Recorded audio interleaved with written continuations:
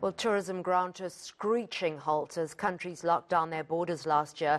And with far fewer eyes marvelling at South Africa's top attractions, the local tourism sector has been battling to get back to business.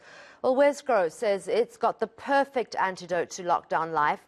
The Tourism and Trade Agency has launched the Never-Ending Tourist campaign. It highlights how the region is key to decentralising the Western Cape's tourism and for attracting visitors to these isolated gems. Well, for more on this, we're joined by Wesgro's Chief Marketing Officer, Iuel. Thank you so much, Monica, for joining us. Never-Ending Tourist campaigns, how is it attracting feet to the Western Cape, and who are your targets? Good morning, Annika, and good morning to the viewers.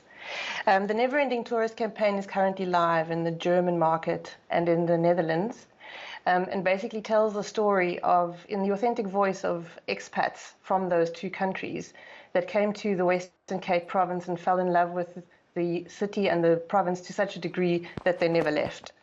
And so we find that these authentic voices really will hopefully inspire tourists and visitors from those two markets to come and visit us soon. Both those markets have encouragingly removed us from their red lists, have acknowledged fully vaccinated status as a reason for travel without needing to quarantine or isolate, and therefore we're starting to see slow but encouraging numbers returning from some of our core markets. How do you actually... I'm sorry. Monica, how do you actually reach out to those countries, considering that travel is restricted at the moment? Well, like I just said, interestingly, most of the EU has adopted a policy that basically recognizes fully vaccinated state travelers as safe to resume travel to South Africa. The real outlier at the moment is the UK, who are still operating a traffic light system, and of which South Africa is sitting on their red list, which, as you can appreciate, has got massive implications for our tourism industry in the province and in the country. The UK is by far our largest source market, just under 500,000 arrivals pre-COVID, and with a sector that contributes 1.5 million direct and indirect jobs to the country, having our largest source market still closed is, of course, quite devastating, not only to lives and livelihoods, but also to our conservation efforts. The international tourism spend contributes massively to our conservation efforts and to employment in areas that really only have tourism to survive on.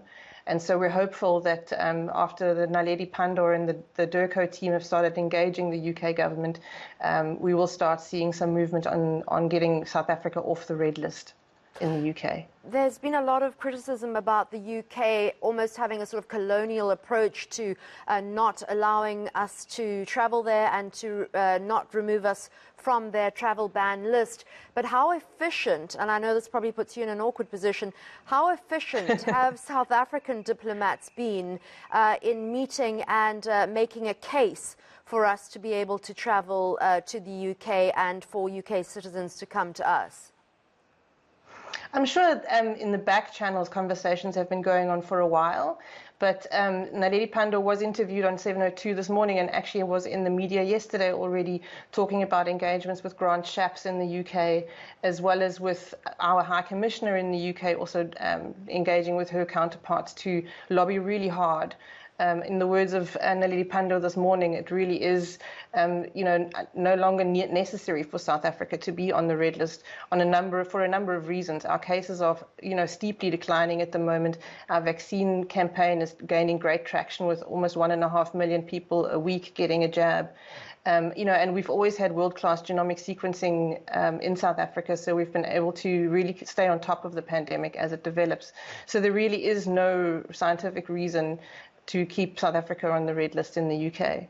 I think it also bears mentioning that a traffic light system in general is something that has quite a difficult impact on the tourism industry in the UK as well. It reduces consumer confidence in the UK. You don't want to plan a holiday to a country that could at any given point be taken onto a different colour on the traffic light system, and it makes it incredibly difficult for the tourism industry in the UK to operate long-haul destination holiday bookings.